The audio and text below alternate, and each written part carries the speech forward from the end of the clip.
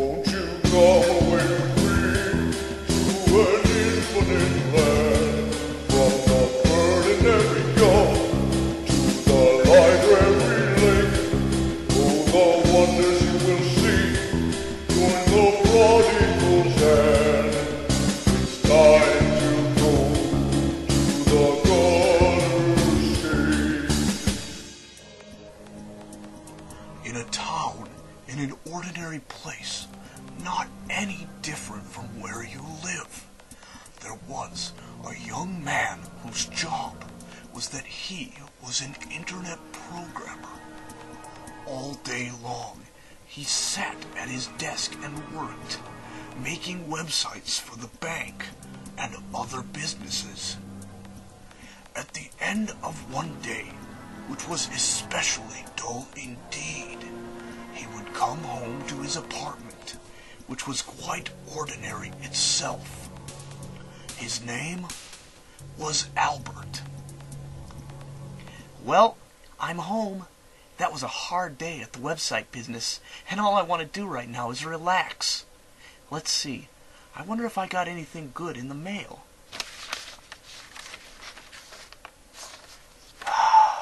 It's just bills.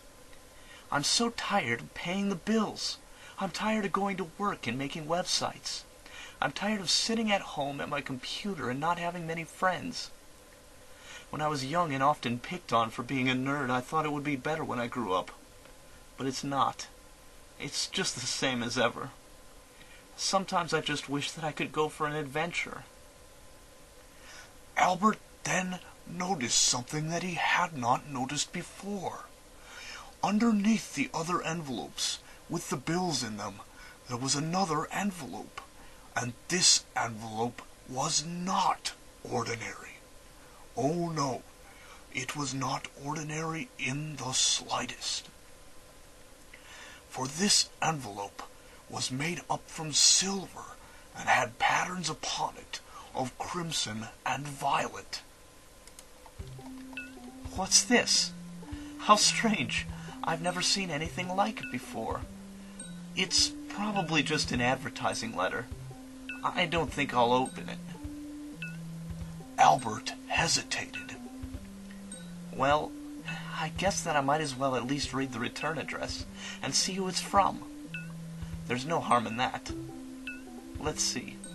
Queen Glory, 1 Palace Lane, City of Enoch, the Gutterscape? What is this? I've heard people talking about something called the Gutterscape, but this is a mystery to me. Albert wasn't very brave, so instead of opening the letter, he went over to his computer and looked at some of his favorite websites. After looking at Facebook for a while, time got away from him, and soon he was so tired he had to go to bed. When he woke up in the morning, he got dressed and had breakfast and stuff. And then he went to the door to go back to work again. He was met with a surprise. Why is my Queen Glory letter right down there on the floor in front of the door? I thought I left it on the table, which isn't even in the same room as the door. This is very odd. I'll just put it up on the shelf in my closet where I keep my hats and go to work. Hey, my letter! It just floated out the door. It's sliding away across the front walk, and it's not even windy. Hey, letter, come back! Albert chased the strange letter for a long time. He chased it down the street and over by a restaurant. He chased it down a sidewalk and almost bumped into a woman because he wasn't paying very much attention. He chased it by a pond, and he chased it past a billboard for beer. He even chased it in front of a hospital until, right when he was about to catch it, the letter scooted into a gutter. Oh no, it went down the gutter. Now I'll never get to read it. Wait, this gutter looks almost large enough for a thin man like me to climb into.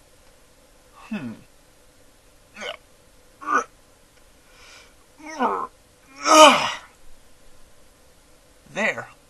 I'm down in the gutter. My, now I feel somewhat silly. There's nothing to be silly about at all, sir. Welcome to the Gutterscape. What? What happened? This isn't the gutter. Albert looked around. He was in a small room.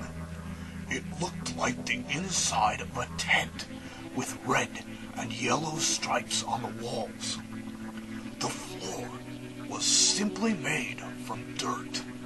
Above his head was a silver rectangle, which he guessed was the way back out and into the street? Was it the street? There was also a desk in the room, and behind the desk was an unusual creature. It was shaped like a spindly man, with arms and legs 5 feet long. It was blue and white striped in color, and had a thin head with just a patch of black hair at the top. Albert couldn't see its eyes because it was wearing a set of dark glasses.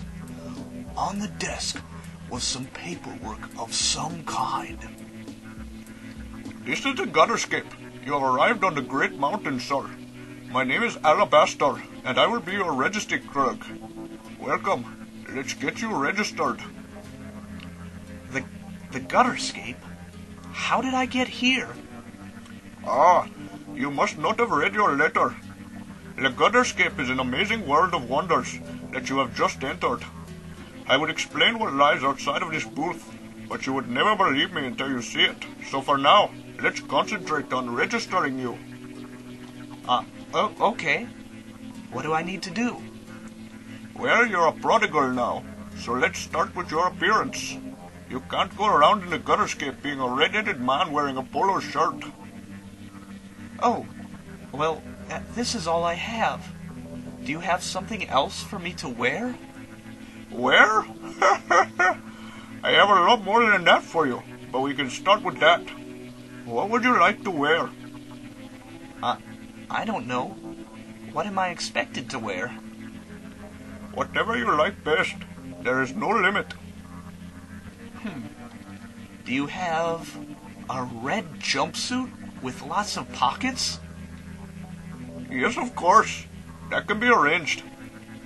And a baseball cap to match? No problem.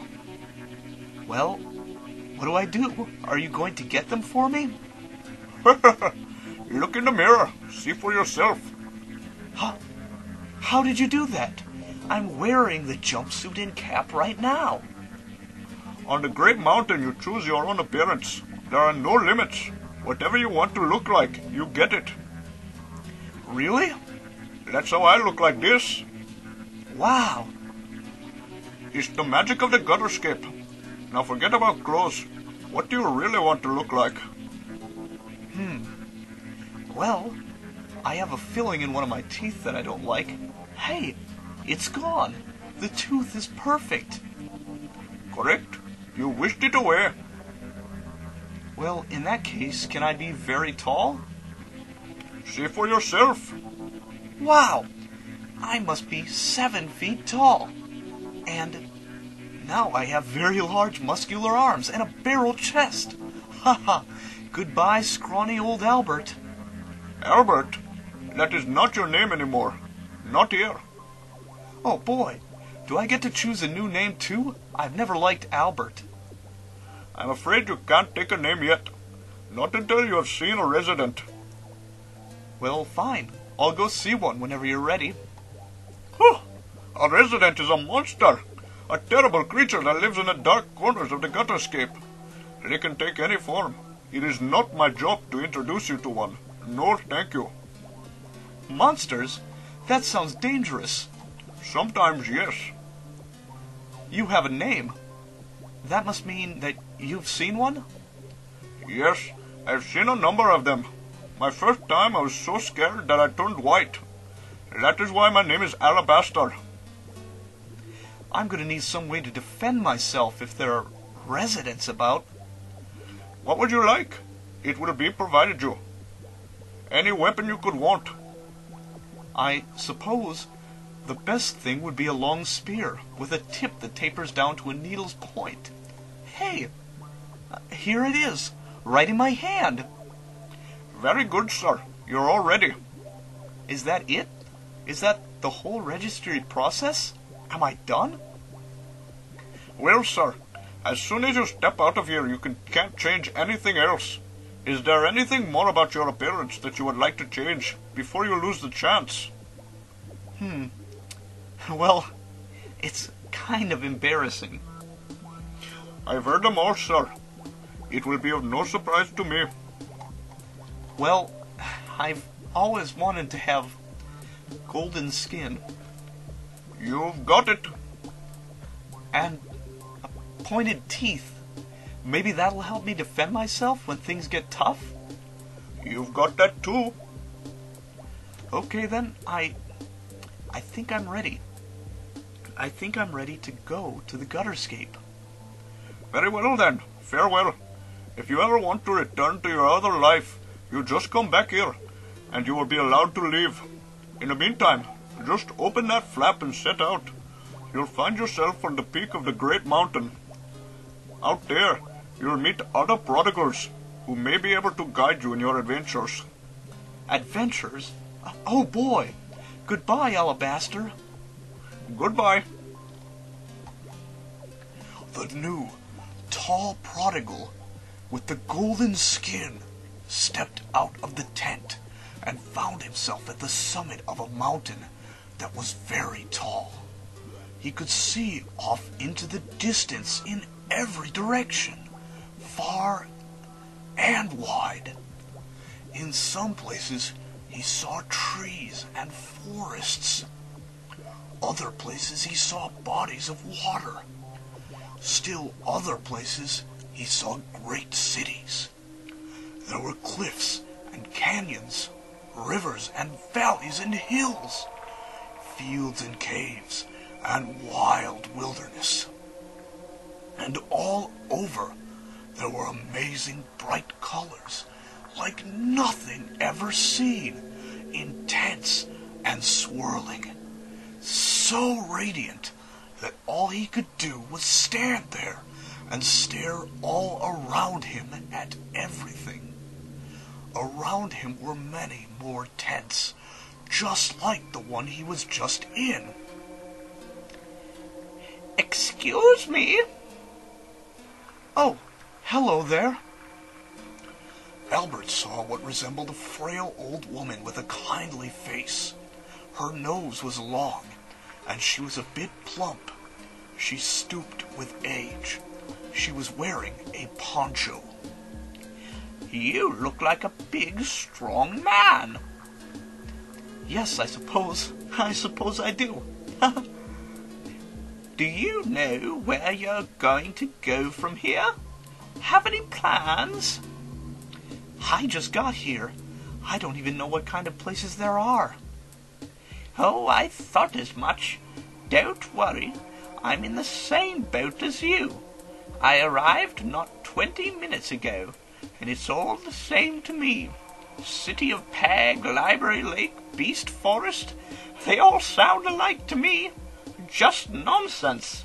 I think I like you. You have a good sense of humor. Well, that's good. Me and another prodigal arrived at around the same time.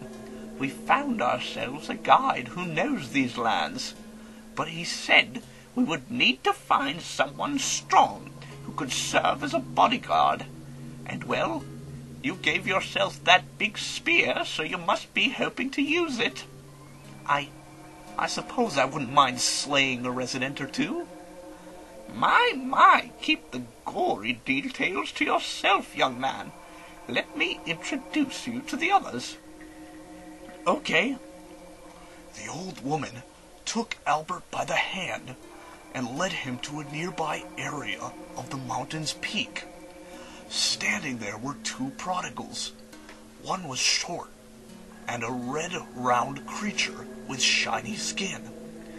He had stubby arms and legs, and a great big giant mustache. On his head he wore a cowboy hat. Albert was shocked to see that he had no hands and that he was wearing a blindfold. Also standing with the first prodigal was the most beautiful lady that Albert had ever seen. Tall and statuesque and clad in a wispy garment, her skin was fair blue, and her eyes radiated kindness and hope. Albert was immediately smitten with her. "I've found us a big, strong man with a spear. I don't think we need to worry about any residents." "Now, don't be so sure. Even if you're very strong and experienced, there are dangerous things out there that can still get you." Hello, are you the guide I've heard about? "That's me. Her name's Warner." A name? Then you must have seen a resident yourself? "That's right. I saw a resident called the Quiet Devourer. It was the only one. I was the only one in my group to see it, and I warned him about it right away. That's how I got my name." Wow, I see. And you've seen others? "That's right. More than one. One of them was called a Bringer of Dark Times. It made the place I was in so dark that I went to sleep. I slept so long that when I woke up, I couldn't open my eyes anymore. That's why I'm blind now." I'm so sorry to hear that. "It's nothing I ain't gotten used to." Then, a few years later, I bumped into another resident. This one was called the Water Puller. I was fishing, and it grabbed onto my fishing pole. It pulled so hard that it pulled off my hands right at the wrist.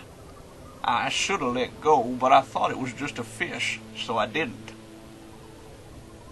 If you don't mind my asking then, if you're so badly handicapped, why are you here as a guide? It doesn't make much sense to me. It's something I must do. It's my burden. Your burden? It'll make sense to you soon enough, son. Now then, big and strong man, can I count on you to be my eyes? Sure. And can I count on you to do what must be done to defend myself and these two ladies? I will do everything that I can. That is all anyone could expect. Only a very bad person would ask for more. You may join our group. Welcome. If I'm going to be a member of this group, I think someone should introduce me to the lady. I know you can't see it, Warner, but these two have been making googly eyes at each other ever since he got here. I could sense it. What do you want me to do, strong man? How can I introduce you to her when she has no name? Hello, miss. I'll be protecting you. Thank you, kind sir. I will do my best to keep you from harm. If anyone ever tries to hurt you, I'll spear them. Well, that sounds very brave. Welcome to our group. You two are going to make me sick talking like that. Let's get going. What do you guys want to do? Why, we don't even know our options. Well, the Gutterscape is infinite, so you just tell me what kind of place you want to see, and I'll take you there. Oh my. Well, what about a volcano that spews out bread dough instead of hot lava? I'm sure I could find one if you wanted. Oh my, I was only joking. Maybe someplace where there are residents? I mean, I know it's dangerous, but it's awfully inconvenient not to have a name. A resident, eh? Interesting. Not afraid of danger, are you? Very well. We'll go to the Beast Forest then. I only hope you're as strong as you look. Otherwise, I don't know how we're going to survive. End of Go to the Gutterscape, Episode 1. Go. I'm your narrator, writer, and composer, Bernard Fazling. All voice work is done by Wilson Parker. Until next time, go to the Gutterscape.